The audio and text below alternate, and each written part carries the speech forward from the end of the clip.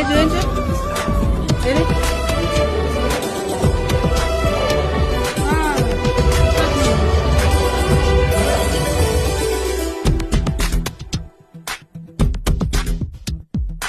అమ్మ మాట కోసం నువ్వు ఆయుధంగా మారి కొండలే ఢీ కొట్టరా, అది ఎంత కష్టమైనా ఆశయాల పీఠం నువ్వు అందుకున్న నాడు నిండుగా మురిసేనురా మీ అమ్మ ఎక్కడున్నా.